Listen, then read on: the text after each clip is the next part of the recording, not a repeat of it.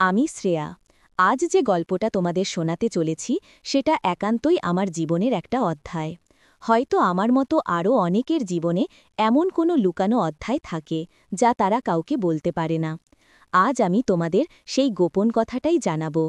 তোমরা যারা এই মুহূর্তে আমার কথা শুনছ, তোমাদের কাছে একটা অনুরোধ, আমাদের এই চ্যানেলের গল্পগুলো যদি তোমাদের ভালো লাগে তবে অবশ্যই চ্যানেলটি সাবস্ক্রাইব করো এবং পাশে থাকা ঘণ্টাটা বাজিয়ে দিও, তাহলেই আমাদের নতুন গল্পের নোটিফিকেশন তোমার কাছে সবার আগে পৌঁছে যাবে। আর কথা না বাড়িয়ে চলো শুরু করি আমার সেই না বলা কথা। আমার বয়স তখন ২২, সবেমাত্র কলেজ শেষ করে ইউনিভার্সিটিতে ভর্তির তোড়জোড় চলছে। ঠিক তখনই বাবা জানালেন তিনি আবার বিয়ে করতে চান। মায়ের চলে যাওয়ার পর ৩ বছর কেটে গেছে। বাবা একা, এটা আমরা সবাই বুঝতাম, কিন্তু তার এই সিদ্ধান্তে যেন আকাশ ভেঙে পড়ল আমার মাথায়। মা মারা যাওয়ার আগে বাবা মায়ের মধ্যে সম্পর্কটা খুব সহজ ছিল না। বাবা বেশ কড়া মেজাজের মানুষ, আর মা ছিলেন চুপচাপ, নিজেদের মধ্যেই গুটিয়ে থাকা একজন।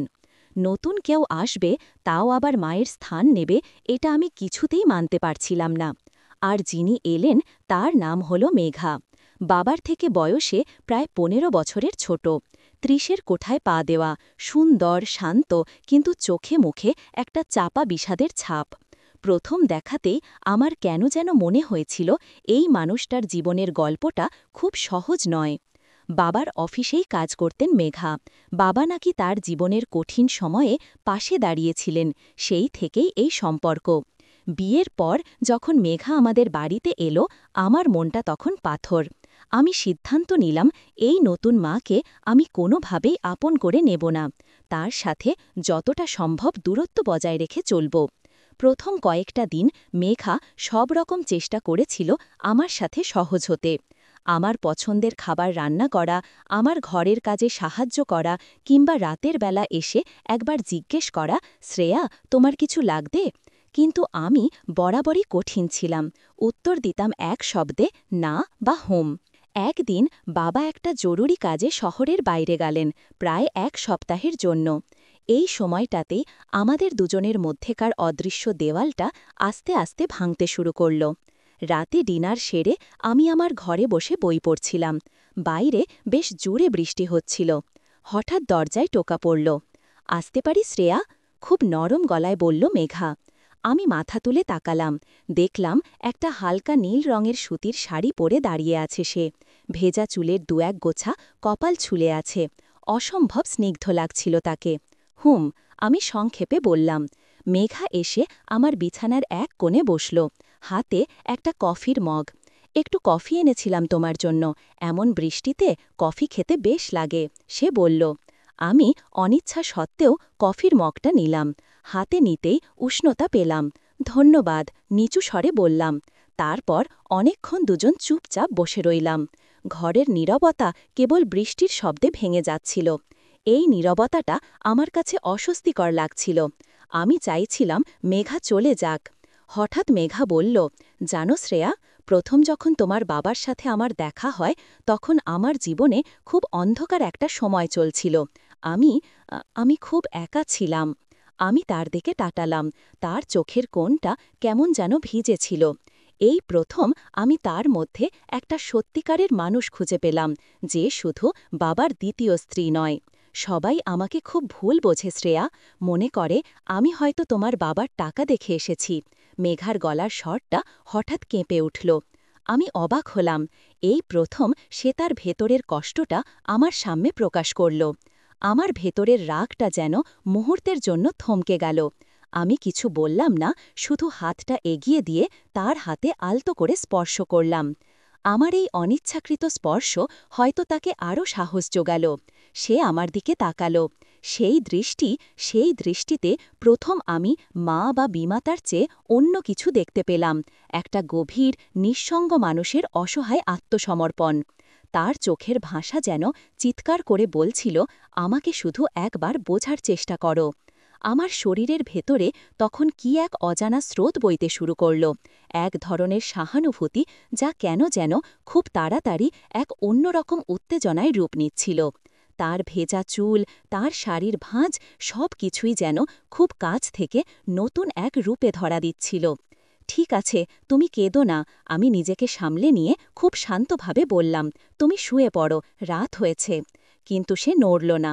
সে কেবল আমার দিকে তাকিয়ে রইল, আর তার চোখের ভাষা যেন ক্রমশ আরও গভীরে প্রবেশ করতে চাইছিল। পরের দিনগুলো আরও কঠিন হয়ে গেল। বাবা নেই, তাই বাড়ির পরিবেশ শান্ত। মেঘা এখন আর আমার সাথে সহজ হওয়ার চেষ্টা করছে না, বরং একটু দূরত্ব রেখেই চলছে। কিন্তু সেই রাতের কফির মগ আর চোখের ভাষা, তাতে যেন একটা অলিখিত সেতু তৈরি হয়েছে আমাদের দুজনের মধ্যে। আমরা এখন প্রায় প্রতি রাতে একসাথে ছাদে হাঁটতে যাই বা রান্নাঘরে দাঁড়িয়ে হালকা আলাপ করি। এই সময়গুলোতে যখনই আমাদের চোখাচোখি হয়, তখনই একটা অদ্ভুত উত্তেজনা অনুভব করি আমি। মনে হয় মেঘার চোখে যা আছে তা শুধু তার নিঃসঙ্গতা নয়, সেটা যেন আমার প্রতিও একটা আকর্ষণ। একদিন দুপুরে প্রচণ্ড গরম, মেঘা তার ঘরে বিশ্রাম নিচ্ছিল। আমি রান্নাঘরের দিকে যাচ্ছিলাম, হঠাৎ দেখলাম মেঘার ঘরের দরজাটা সামান্য খোলা। ভেতরে উঁকি দিতেই দেখলাম সে খাটে শুয়ে আছে, সম্ভবত ঘুমিয়ে পড়েছে। সেদিনের শাড়িটা সে একটু আলগা করে পড়েছিল, যেন গরম থেকে বাঁচতে চেয়েছে। ওর শরীরের দিকে তাকিয়ে থাকতেই আমার শরীরে কি যেন এক উত্তেজনার সৃষ্টি হল। এই উত্তেজনার উৎস কি? কেন আমার মনে হচ্ছে আমি এমন কিছু দেখতে পাচ্ছি যা দেখা আমার উচিত নয়? আমি চোখ সরাতে পারছিলাম না। তার শাড়ির ফাঁকে হালকা যে ত্বক দেখা যাচ্ছিল, তাতে যেন একটা অন্যরকম আকর্ষণ ছিল। এটা কি পাপ? এটা কি ভুল? নাকি কেবলই একটা মেয়ের প্রতি আর একটা মেয়ের গভীর মুগ্ধতা? আমি নিজেকে জোর করে সেখান থেকে সরিয়ে নিলাম, কিন্তু সেই দৃশ্যটা যেন আমার মনের ভেতরে গেঁথে গেল। পরের দিন সন্ধ্যায় একটা দুর্ঘটনা ঘটল। রান্নাঘরে ডিনার তৈরি করতে গিয়ে মেঘার হাতে গরম তেল ছিটে এলো। সে যন্ত্রণায় প্রায় চিৎকার করে উঠল। আমি তখন পাশেই ছিলাম। আমি আর কিছু না ভেবে ছুটে গেলাম, হাতটা ধরে কলতলায় নিয়ে গেলাম, ঠান্ডা জল ঢালতে শুরু করলাম। আহ! মেঘা যন্ত্রণায় কুঁকড়ে উঠল। আমি খুব স্বাভাবিকভাবে কিন্তু দ্রুত গতিতে তাকে ধরে রান্নাঘরের পাশের ছোট সোফাটায় বসালাম। আমি নিজে ছুটে গিয়ে প্রাথমিক চিকিৎসার সরঞ্জাম নিয়ে এলাম। যখন আমি তার হাতে মলম লাগাচ্ছি, তখন আমাদের দূরত্ব খুবই সামান্য। আমি ঝুঁকে পড়ে কাজটা করছিলাম। মেঘার ঘন শ্বাস-প্রশ্বাস আমার কানের কাছে এসে পড়ছিল। তার শরীরের ঘ্রাণ, তার হাতের নরম স্পর্শ, সব কিছু মিলে আমার ভেতরে আবার সেই উত্তেজনার স্রোত। মলম লাগানো শেষ হলে আমি যখন হাতটা সরাচ্ছি, ঠিক সেই মুহূর্তে মেঘা আমার হাতটা শক্ত করে ধরে ফেলল। ধন্যবাদ শ্রেয়া, তুমি না থাকলে। তার গলাটা জড়িয়ে এলো। আমি তার দিকে তাকালাম। তার চোখে তখন জল, কৃতজ্ঞতা এবং সেই রহস্যময় আকর্ষণ। হঠাৎ করে আমি কোনো প্রকার চিন্তা না করে আমার হাতটা তার কোমরের কাছে নিয়ে গেলাম। সাবধানতা, অত্যন্ত সংবেদনশীল বর্ণনা শুরু হচ্ছে শালীনতা বজায় রেখে। আমি অনুভব করলাম আমার হাতটা যেন নিজে অজান্তেই তার কোমরের নরম অংশটুকু স্পর্শ করছে। সে মুহূর্তে সে চোখ বন্ধ করে একটা চাপা নিঃশ্বাস নিল, যেন একটা বিদ্যুৎ তরঙ্গ আমাদের দুজনের শরীরের মধ্য দিয়ে প্রবাহিত হল। আমি নিজেকে আর ধরে রাখতে পারলাম না। আমার শরীরের সবটুকু শক্তি দিয়ে তাকে নিজের দিকে টেনে নিলাম, এত কাছে যে আমাদের দুজনের শরীরের উষ্ণতা একে অপরের সাথে মিশে গেল। আমি যেন তখন এক ঘোরের মধ্যে ছিলাম। আমার মনে হচ্ছিল এই মুহূর্তে যদি এই ভুল কাজটা না করি, তবে সারা জীবন আফসোস করব। আমার মাথাটা আস্তে আস্তে তার কাঁধের দিকে এগিয়ে গেল। আমি তার নরম কাঁধের ওপর একটা আলতো চুমু খেলাম। সেই চুমুতে কোনো কাম ছিল না, ছিল এক প্রবল আবেগ, এক নিষিদ্ধ সম্পর্কের প্রতি তীব্র আকর্ষণ এবং সেই আকর্ষণের কাছে অসহায় আত্মসমর্পণ। মেঘাও আমাকে শক্ত করে জড়িয়ে ধরল। তার হাতের বাঁধন ছিল খুব দৃঢ়, যেন সেও এই ভুলটা করার জন্য প্রস্তুত ছিল বা হয়তো অপেক্ষা করছিল। সে আমার কানের কাছে ফিসফিস করে বলল, আমাকে ধরে রাখো শ্রেয়া, প্লিজ। তার কণ্ঠস্বরে এত আবেগ ছিল যে আমরা দুজন যেন এই মুহূর্তে পৃথিবীর সব নিয়মনীতি ভুলে গিয়ে কেবল একে অপরের কাছে আশ্রয় খুঁজছি। আমি তাকে আরও কিছুক্ষণ শক্ত করে ধরে রাখলাম। তার বুকের ধকপক শব্দ আমি অনুভব করছিলাম।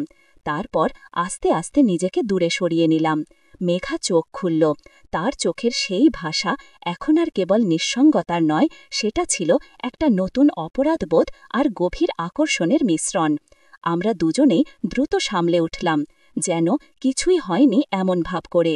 কিন্তু আমরা দুজনেই জানতাম আমাদের সম্পর্কের সীমানাটা আজ ভেঙে গেছে। আমরা এমন একটা অবৈধ সম্পর্কে জড়িয়ে গেছি যার কোনো নাম নেই, যার কোনো সামাজিক মর্যাদা নেই। বাবা জানতে পারলে আমাদের দুজনকেই হয়তো চিরতরে ত্যাগ করতেন। কিন্তু এই ভুলটাতেই যেন এক নতুন ধরনের আনন্দ মিশেছিল। সেই রাতের পর থেকে আমাদের সম্পর্ক চলে গেল আর এক গভীরে। আমরা দুজনেই যেন এক গোপন খেলা শুরু করলাম। দিনের বেলা মেঘা বাবার স্ত্রী আর আমি তার মেয়ে। কিন্তু যখন রাত গভীর হতো, যখন বাবা দূর শহরে থাকতেন, তখন আমরা হয়ে উঠতাম পরস্পরের কাছে এক নিষিদ্ধ আশ্রয়। আমাদের স্পর্শগুলো এখন আর শুধু দুর্ঘটনা নয়, এখন সেগুলো হয়ে উঠল ইশারা বা ইঙ্গিত।